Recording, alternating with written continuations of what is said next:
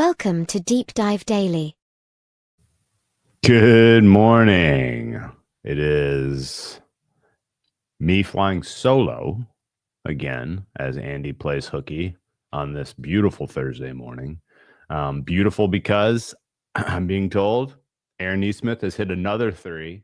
The Pacers' improbable comeback, among the most absurd victories snatched from defeat that I have ever seen in basketball in my life, let alone the playoffs, let alone a conference finals. I mean, I don't know what to say. We knew these two teams were pretty even. The Knicks, it looked like, were playing their best game of the playoffs through 3.95 quarters of the game. And then in the final moments at the death, the Pacers with that flurry of three-pointers was just utterly absurd. Aaron Nesmith was 8 of 9 from three, which is like, that seems impossible to say out loud.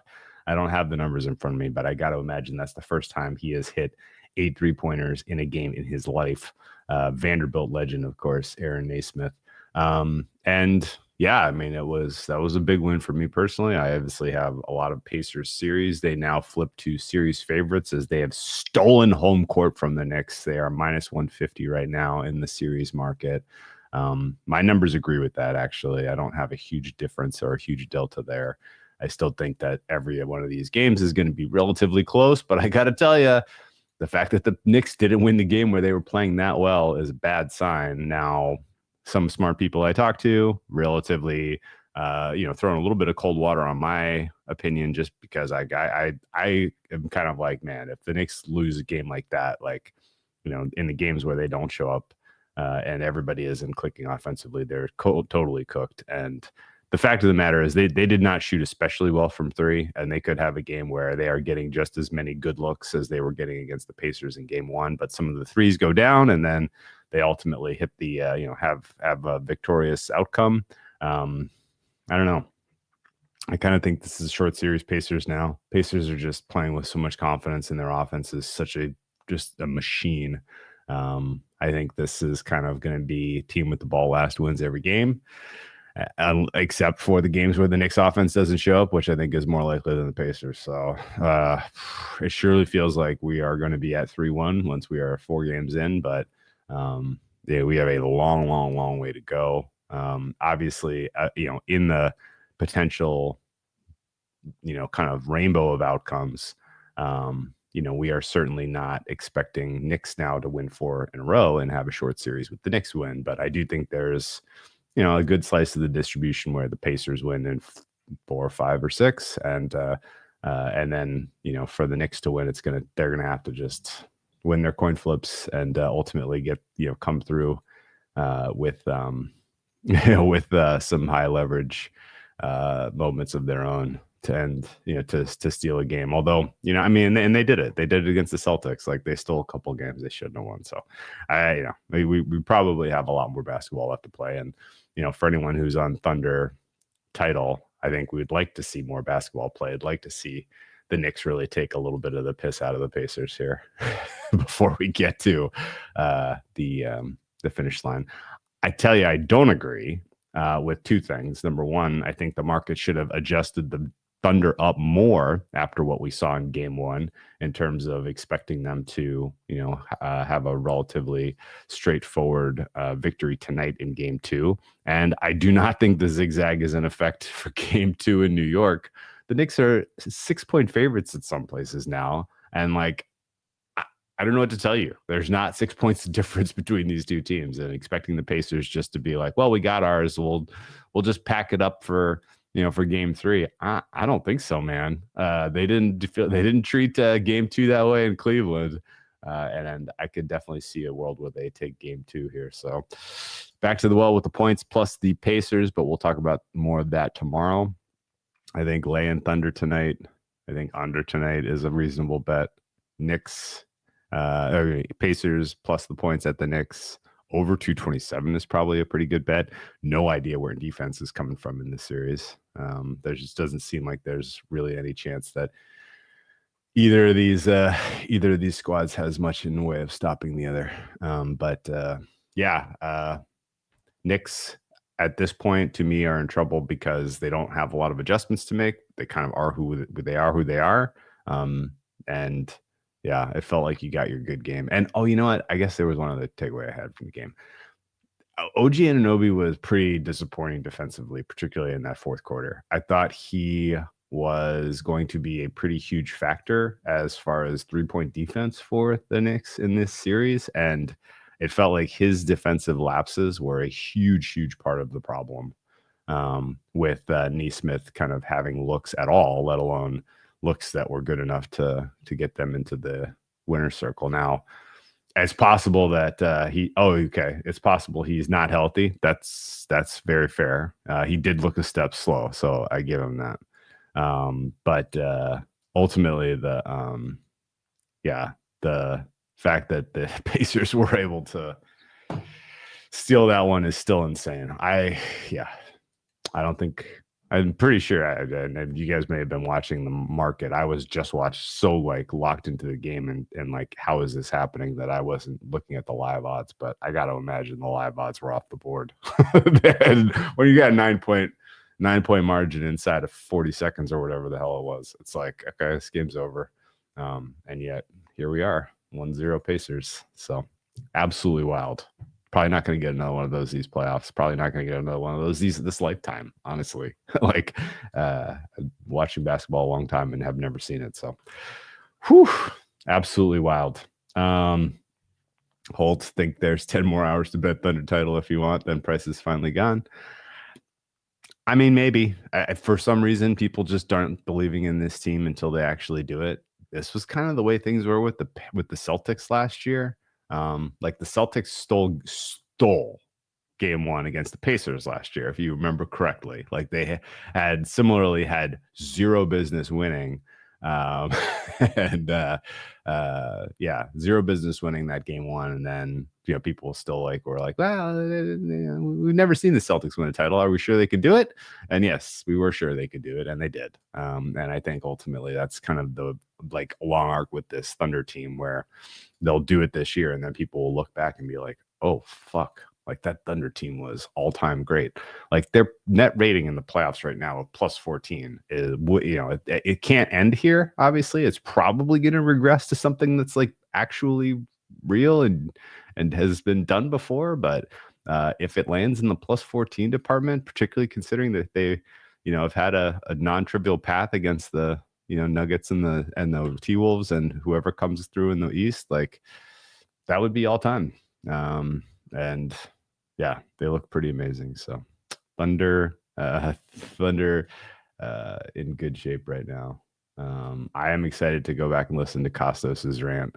I felt like a little bit bad being on their show on Monday, and because I knew I was going to basically piss in his coffee, where I was like, yeah, no, the Thunder roll your Timberwolves, buddy, and then your Knicks are in deep trouble against the Pacers.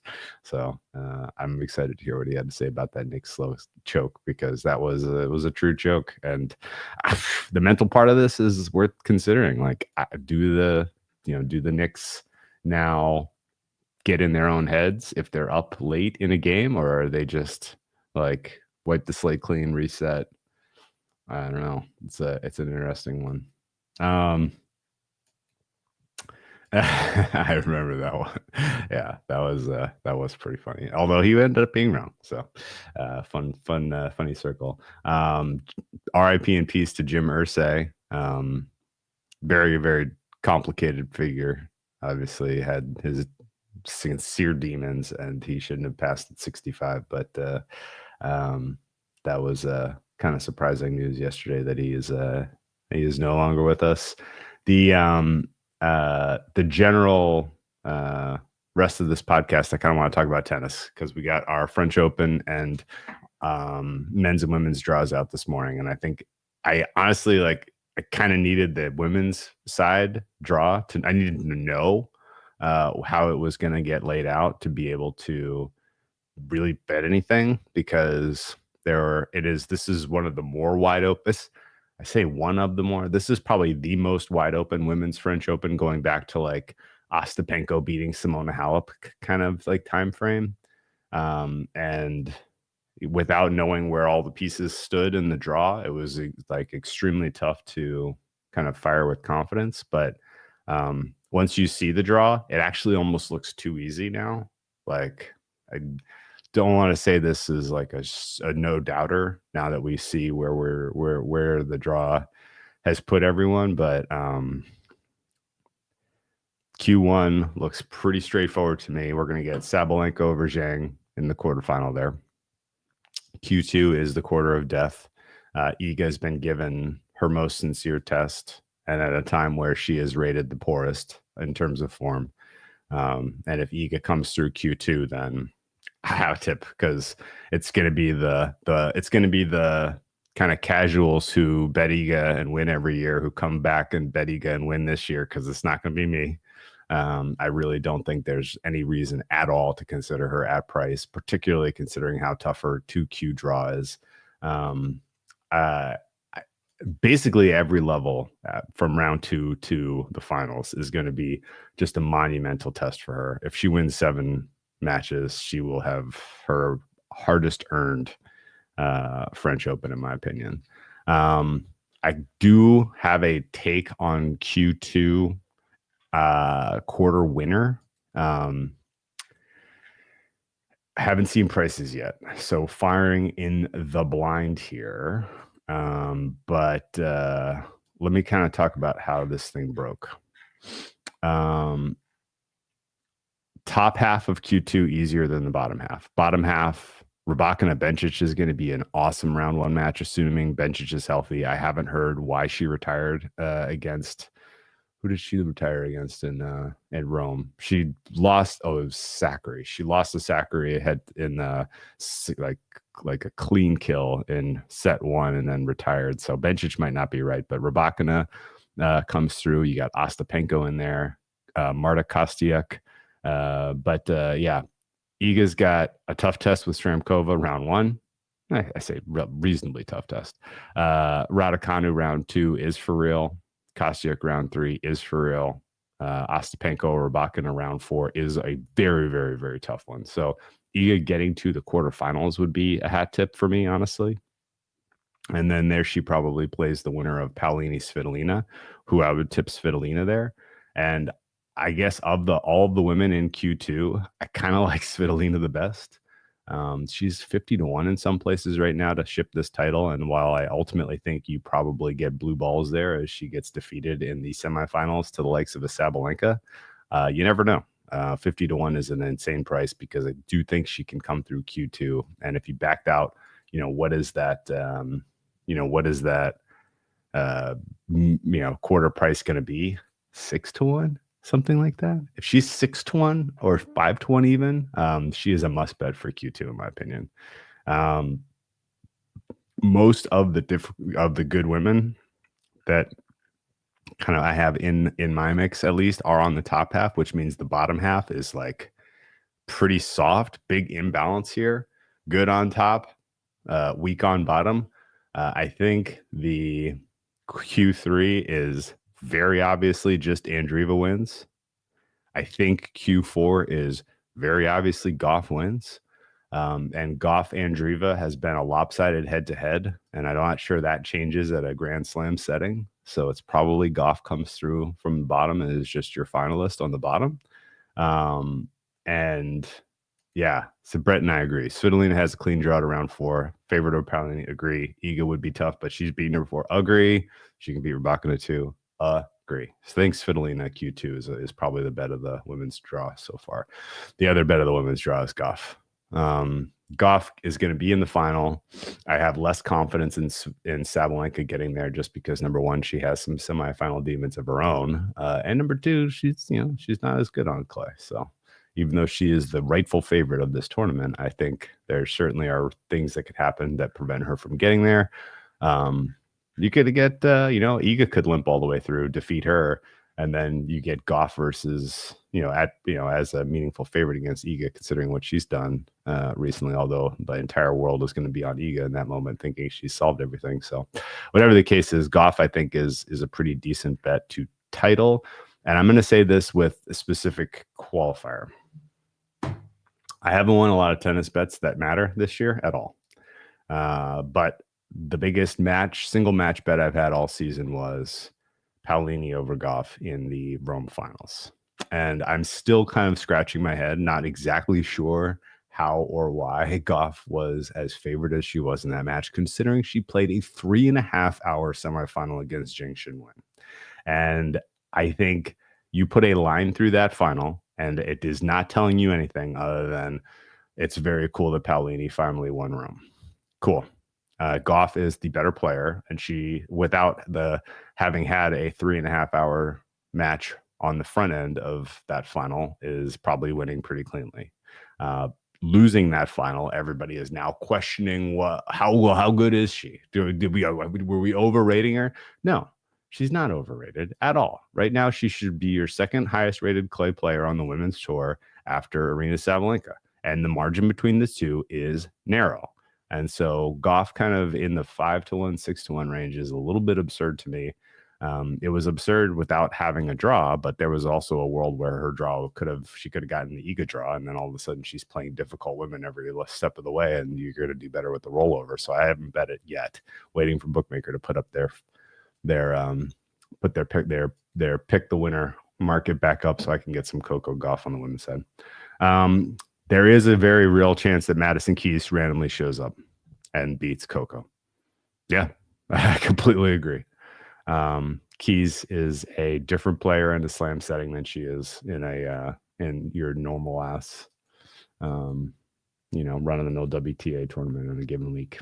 And she is your most recent slam winner. So we should not look past Madison Keys, but it's kind of the only player in the fourth quarter that I think has any chance of pushing her to do anything. The rest, the specific bottom half of Q4 is so easy. Who is the most difficult opponent in there? Is it Alexandrova, I guess? And I'm saying that like a little bit tongue in cheek, but not really. Like that might be the most difficult woman in the bottom in section 8 right now. Because it's sure shit isn't Krejcikova. It's not Kalinskaya, and everybody else in there is either a qualifier or pretty much unseeded or unaccomplished, I guess. So Keys, I think, comes through the top. Coco comes through the bottom, and I would lean Coco in that head-to-head. Andreeva comes through Q3, likely takes out Pegula on the way, and then Coco over Andreeva on the bottom. The top, Svitolina comes through Q2. Sabalenka comes through Q1. Sabalenka over Svitolina. Sabalenka Gauff final. Gauff wins the title. That's my final prediction for the women's French Open. The men's, we got a lot to break down here. Is it going to be Carlos or is it going to be Sinner? Because it's only going to be one of those two men, and it's probably going to be Carlos. Carlos did not get nearly as difficult a draw as I was hoping, having already had Sinner in pocket.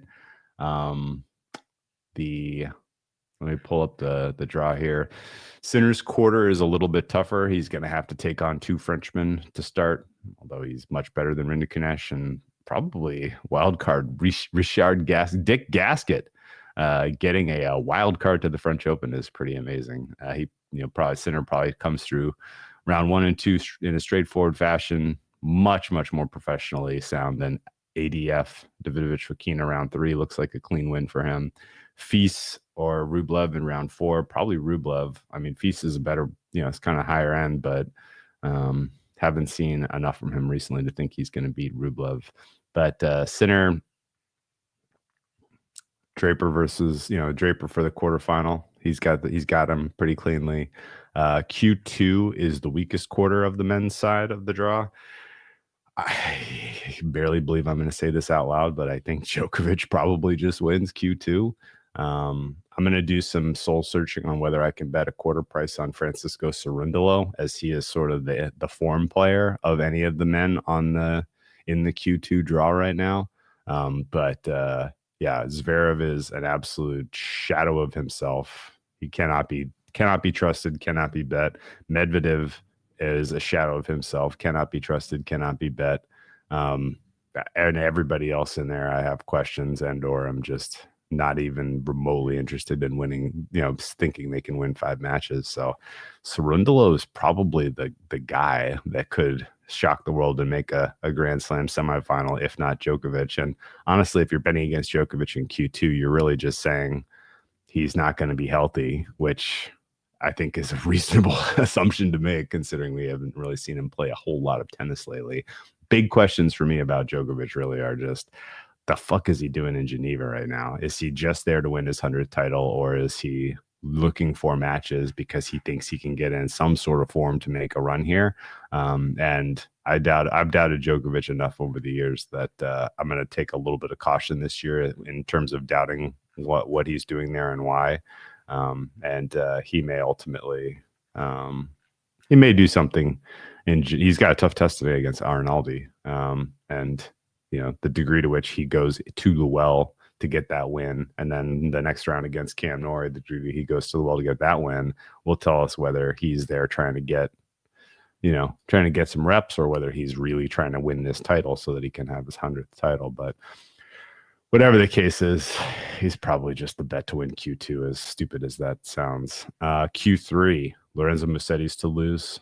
That one, I'm very excited to see what that price looks like on the men's side. If you were saying what bet are you the most excited about, it is Musetti Q3. Very, very happy that he got slotted in Q3 with Fritz as the top seed. Now it's going to take all the value out of the betting prices. In fact, Musetti in Djokovic's quarter would have helped us get a better price on him, but just the fact that he's avoiding Sinner and Alcaraz is huge, huge, huge, because he's kind of the form guy to break through and make a first slam semifinal. And I'm going to hope he's going to give Carlos Alcaraz a test. Alcaraz is probably going to play Tommy Paul in the quarterfinals, who he should win, but hopefully Tommy Paul can do some damage. He's probably going to play the Musetti, as I mentioned, in the semifinals, where he probably wins, but hopefully Musetti can do some damage. And hopefully through attrition, that opens up a door where Jannik Sinner is a little bit more competitive against Carlos Alcaraz than what we saw in the Rome final. We just need Sinner to avoid injury and blisters, apparently. So all eyes on blister watch for Jannik Sinner. Recording a pod with Gil this week. I could do you one better, Showtime. Recording a pod with Gil this morning. We'll be doing the standard fare coming up in a couple of hours, so be on the lookout for that. His parents, okay, all right, interesting. So Djokovic's parents and his wife are in Geneva. He's trying to win title 100, and then he's going to move on to grass. So Djokovic being a bet against in Q2 is an interesting wrinkle, because that actually opens up the door for a Cerundolo price, which is crazy. I mean, he can do this. There's no one else really in that quarter who kind of piques my interest. There's a couple of good Italian players. Arnaldi is okay, but not good enough to really get that excited about.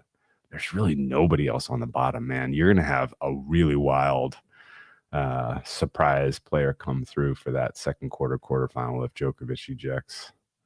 João Fonseca sadly got drawn into Q1 with Sinner, and there's almost no way he makes week 2 from what I'm looking at here. His path is brutal. Sorry to the Fonseca fans out there. Yeah, damn. Sinner's plus 200 in futures on FanDuel.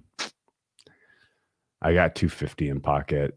This draw doesn't really change my opinion much. It's still Sinner, I think, is more likely to get there.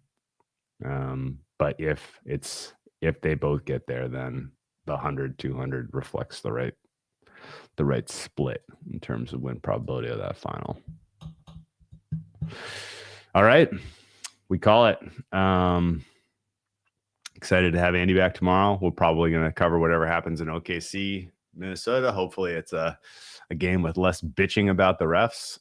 You would have thought that OKC won by, a few points, and it was all because of free throws instead of, just absolutely skull fucking the Timberwolves in the second half of that game. But what do I know?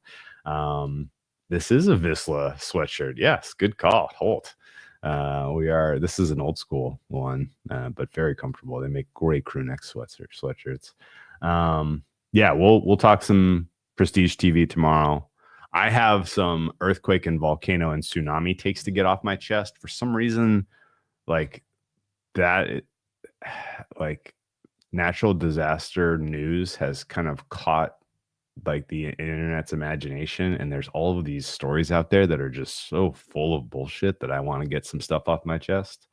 So we'll talk about that tomorrow, and then we'll do wine of the week. We'll find out what Andy's got planned for his Memorial Day weekend, and we will enjoy. We'll probably take Monday off, but I'll let Andy decide, and we'll see you guys tomorrow. Let's go Thundy.